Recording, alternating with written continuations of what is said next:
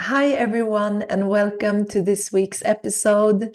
I'm here with Aepril Schaile, a beautiful goddess and someone who I've followed for a long time, especially her astrology reports and also her beautiful art. And she's been on the podcast before, so we talked on an episode and it was focused on astrology.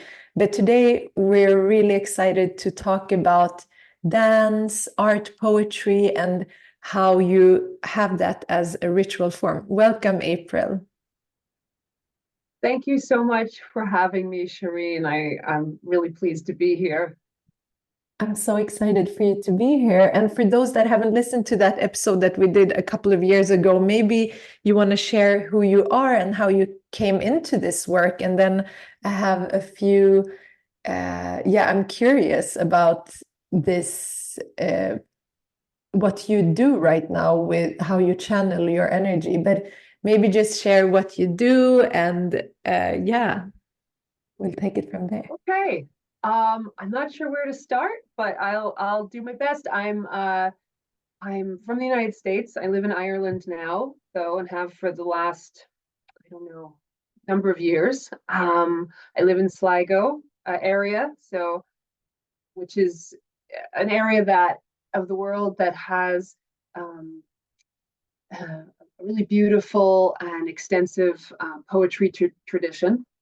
And But I dance. I started. I don't know how I started. I remember what inspired me, and that was my first teacher. Her name's Alia Talbot, and she's a Lebanese American. And I saw her at a cafe and belly dancing, and and she was just.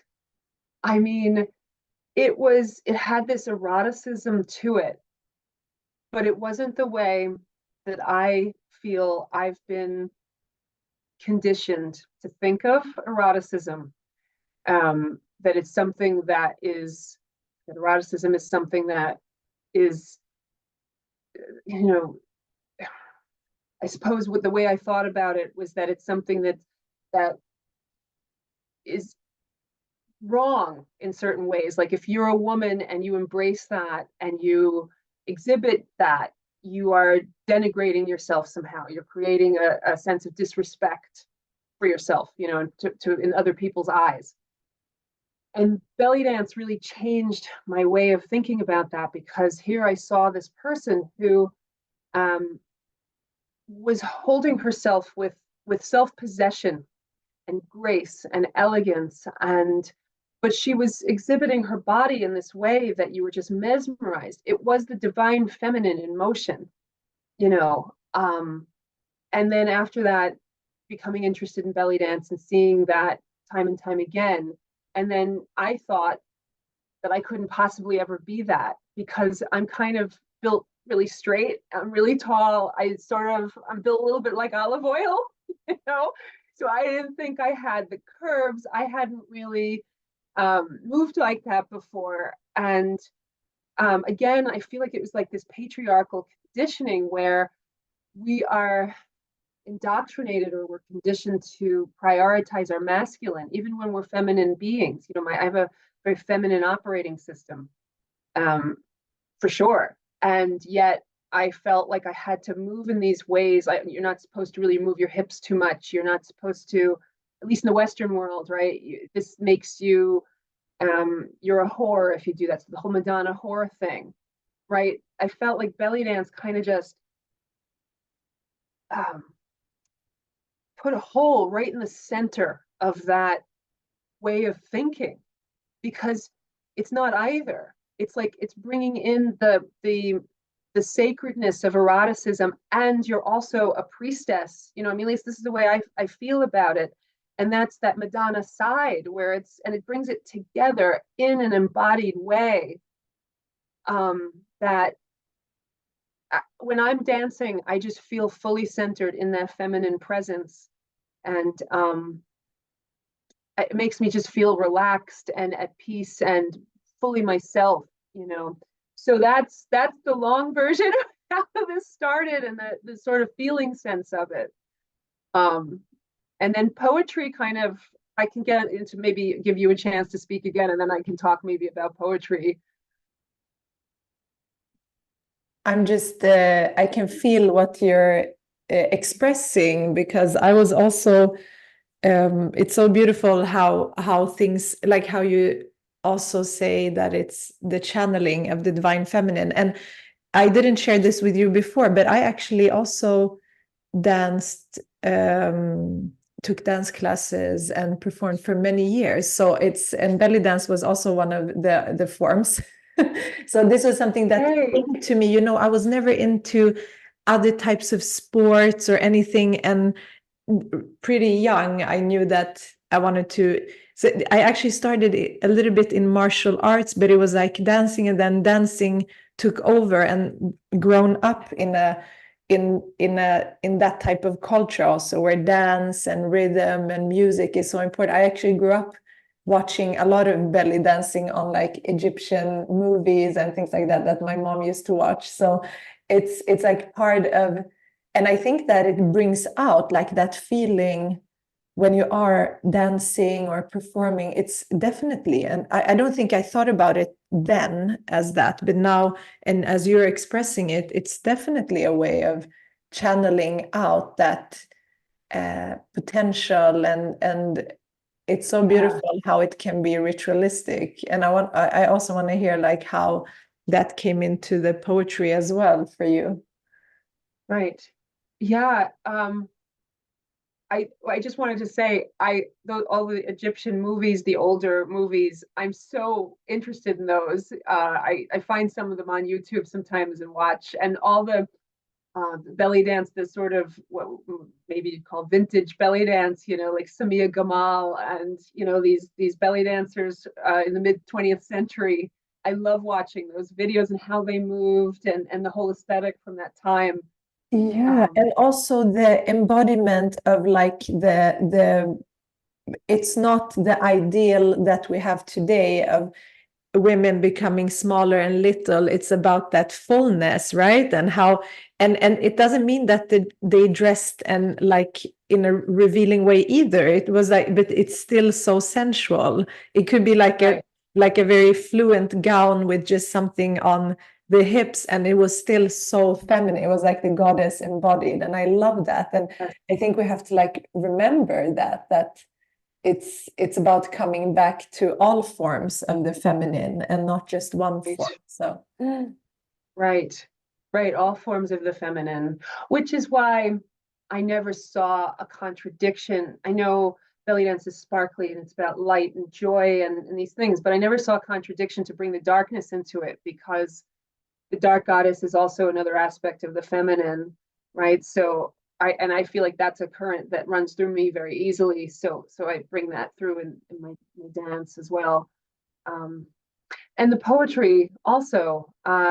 Poetry was something I did as a teenager. I wrote a lot of poems as a teenager, and then it moved into music. I played piano and I would write lyrics. And then dance took over. I was, you know, a musician for a while. I was playing piano and I had a band. But it was so much to manage, like all the band members and the bringing your gear around and all this. And when I started to dance, it was just my body and my costume.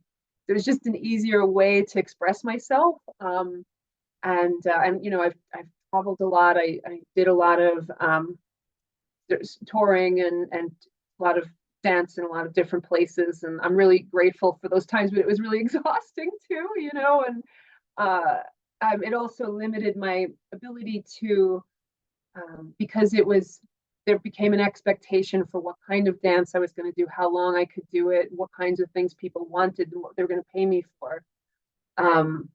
It started to limit my art, and I started to feel trapped in it. And so at one point, I didn't consciously mean it, but I sort of dismantled my career, you know, doing that, because I felt like it was my ego that was driving me to do it rather than the enjoyment of dancing anymore. It was started and stopping. It wasn't giving me what I needed from it. Again, it started that masculine started to take over of the ego drive. I don't know how else to say that. So then I was sort of lost for a little while, is what I'm doing. And then poetry really started to come in. Oh, I don't know. I suppose during the pandemic, I started to really get more serious about writing, because I wasn't performing. I was doing things online and stuff, but dance became something I was doing more in stone circles and out in the woods and things as part of my ritual practice, as part of my sorcery practice, and my connection to the seasons and the spirits and necromancy, connecting with the dead. And poetry just sort of feels like it grew up out from my own roots into my body, and it started to sort of pour forth, and I just started writing and writing and writing, and I wasn't thinking of myself as a poet. I was just doing it, I guess, and I published a few pieces before that, so it's not like there was this complete disconnect, but something different has happened since then. Like, it's become more, I don't know how to say this. I suppose central and more serious. And so now I feel like I can't stop writing, and I feel like it's a nervous system practice, like dances. And I don't want to turn it into a career, because I feel like career cuts me off.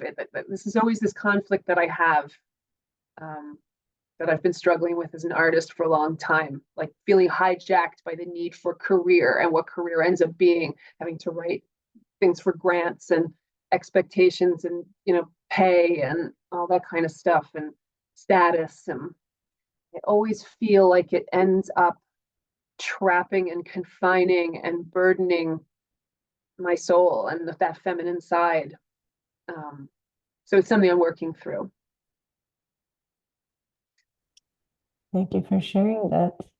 And yeah, I think especially in the spiritual work that we do, it's always this, like, what do I do to serve others, and what do I do to serve myself? What do I do to serve the divine? And when we can find a practice that fully is a devotional practice, it feels like maybe more aligned, and it also gives energy to the other work that we do and offer.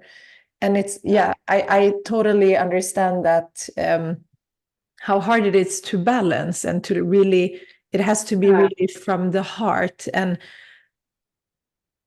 like you say, it sounds like that dancing that connected you so deeply with the root and also the sacral chakra. I'm thinking about that a lot in the belly dancing, and how that go into your throat chakra and come out like that, right? It's like a tree. Right,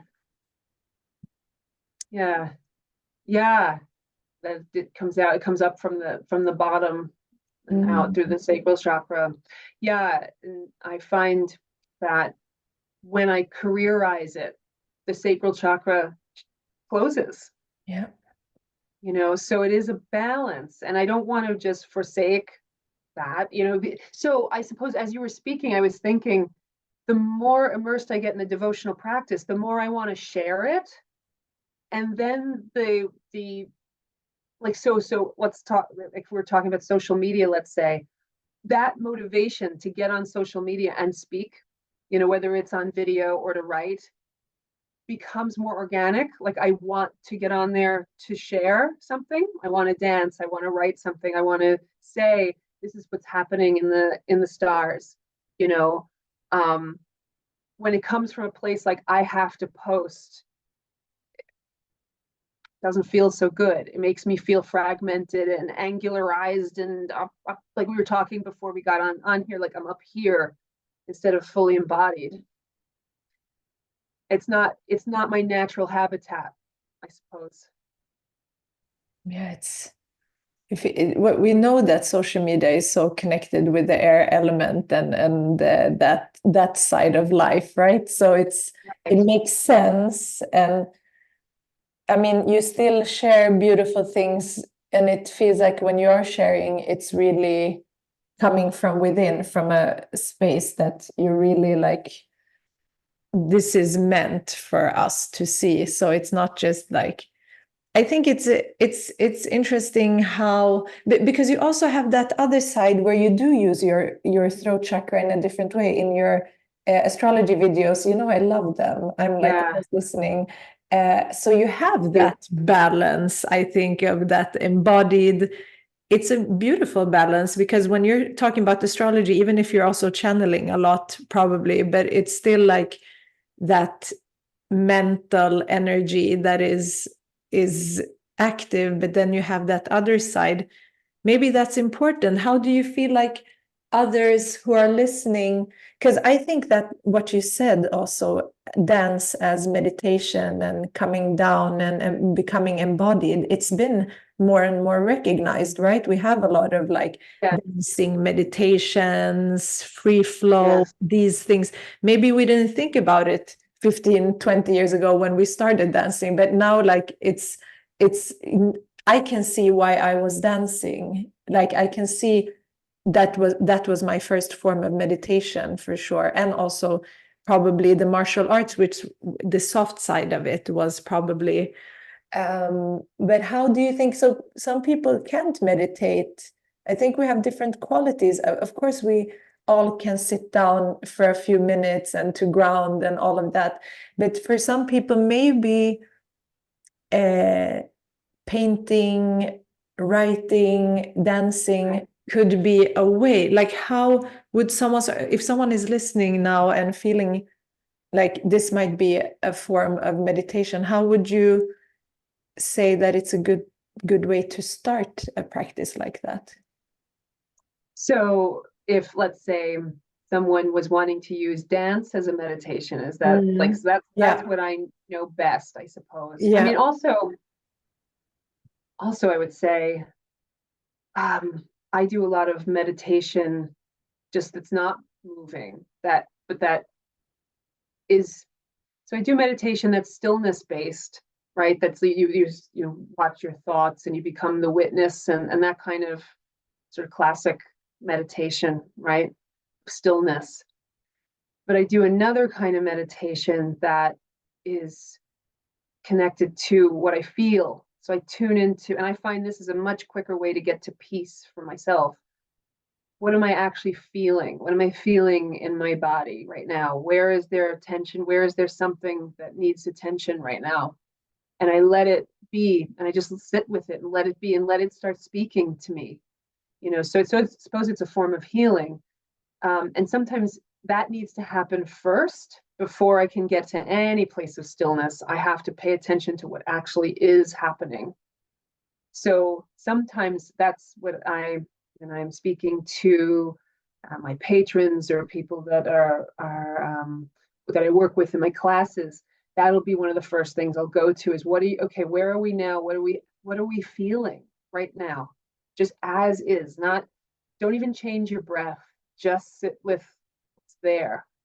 And we're so often resistant to doing that. Our minds will just say, this is stupid. I don't need this. I know what I'm feeling. I have a story about it. I know what this is. This happened because I had a conflict with so-and-so at the store or whatever. And you'll find that oftentimes what's in your body is telling you something that you don't know. And that's what's needing to be heard, that there's some sort of something going on. And then I extend that to dance, when it's so into movement. So I take that feeling and move it into movement, and then let my body tell me how to move. So don't use dance technique, even something as soft as belly dance. Don't even use that. Just move. Just, even if it's just some crazy, don't worry about how you look. Motivate it from what's going on within you. And then later you can overlay technique and all those kinds of things, and you can get the two to meet at a certain point. And that's when you really get those two things to meet, that's when you become a master. at dance, in particular. It's this with poetry too. I often find myself, I write poems from what I don't know yet. I just write, and I'm finding out about my own psyche from what I'm writing. And I'm just like, whoa, okay. I didn't realize that there's something this crazy going on, but cool. Okay. I'm just going to write this out. Yeah, it's like a conversation between that logical part and conscious part and the subconscious, and also probably the intersection also with the divine and all that can come through by working with the spirit world, of course. I love that. And I think it's so interesting how aligned we are with this conversation, because yesterday my local yoga class, I focus on the sacral chakra, creativity, and also I added the element, because even in yoga we have like certain forms and structures, and then I added an element of like, move how you feel right now, like just come into your body and feel parts of your body that you're not feeling otherwise, because we're using our body in one way every day, and then all of a sudden we have like spots which feel restricted, stagnated. It's because we're not letting the energy flow everywhere. And I don't know, like when we lost that connection, right? If we are in nature, we start feeling more, but we're so if we're boxed into rooms and buildings, then we start boxing ourselves into our body as well. Have you? I mean, we do it too. Me and you probably do it also. We become unconscious all of a sudden, and then we come back. Oh yeah, come in. Right. And dance is, I mean, dance is movement. One of the things I wrote in my Healing Oracle card deck is that through movement, my energy flows. That's one of I think the affirmation is kind of written like that. And I don't say that one type of practice is good for you, for moving prana or chi. It's like, do where you feel connected to your energy body. It depends on our constitution, where we live, how we live, what starts that energy. But I feel if I don't have a body movement practice, I feel completely like it's at a point that I can't have a movement practice, because and I wrote like simple things, just eye movements, like it can be just being conscious of movement, right? Yes. Right. Being just conscious of having a body and being that the way your energy is moving, the more I find myself, like if I become conscious of my body, I just move differently. My body, your body, the bodies of everyone who's listening today, they they know what to do. They're brilliant. Our bodies are brilliant. When I think about how much we stay in equilibrium, even though we're being hit with all this stuff all the time. What you're walking around a city, or you're online, and all these sort of things that can throw us off balance, and our bodies find a way to keep everything centered, to keep our organs doing what they do. Our heart just beats without you having to think about it. You breathe. Our brains make connections, and we digest our food, and we have veins, that arteries that take everything around, and it's brilliant. All these systems work together, and there's no separation between these systems. The Western world has really done that to us, but actually it's one thing. We know that the mind and the heart and the gut are all working in unison as forms of intelligence, as intelligence centers.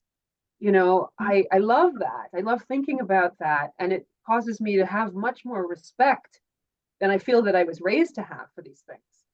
And I feel like maybe humanity has needed to go through whatever, and it's been different, of course, in different cultures, in different areas of the world, how our collective consciousness, the phases that we have to go through. And of course, I live in the Western world, so I'm more oriented that way. I understand, know that better. But a disconnect, that's, I think it's been quite detrimental And I think a lot of us are doing a lot of good work to heal that right now, like you're doing, which I appreciate. You're just looking at the things you post on Instagram, the way you speak, the softness of the colors you use. I always feel like, Mm. oh, right, everything is Mm. okay. Thank you. They make it, your posts make me feel like that. Yeah. Mm. Thank you. I'm so happy to hear that from you. I have so much appreciation, and I look up to your work and everything that you're doing. So it's amazing to be connected. And I just loved talking about this topic. And how can people find your work, and what are you also offering right now? I can be found on Instagram. I have two accounts. I have Aepril Raven and April's Astrology. One's more focused on my dancing and poetry, and the other one is more astrology forecast stuff, and philosophical as well. And then I'm also my website's aprilschaile.com and my aprilsastrology.com. So those two places are good to find me. Yeah, I'll also put all the links in the show notes for anyone who wants to connect with you. I'm sure that many have found beautiful inspiration from you. So I'm really grateful for talking to you today, and thank you for sharing your wisdom with us.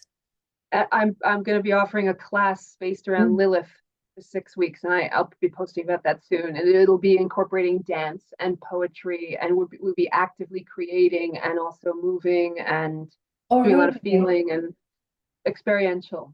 So when will that we should get that out there within the week. I should be posting about that, and then it'll start next month.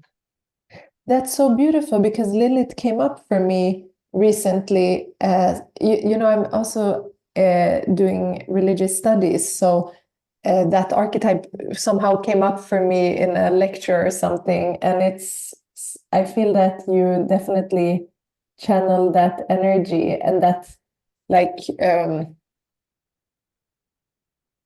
it's just like in Swedish we would say urmodern, like the first mother, because we always see Eve as the first mother, right? But she was actually the first mother, if we look in and she holds that fierce divine feminine, which we have suppressed. And as you said, that when we unleash that, I can't wait to see the information for that course, Aepril, and we can share that as well for sure. When you have shared that, I will share the links here as well. That's great. Beautiful. Can't wait. And thank you so much again. I appreciate you, your work. So much gratitude to you, Aepril. Thank you. Thank you. This time went by so quickly. I so enjoy talking to you, and it's a privilege to be on your podcast. Thank you for having me. Thank you.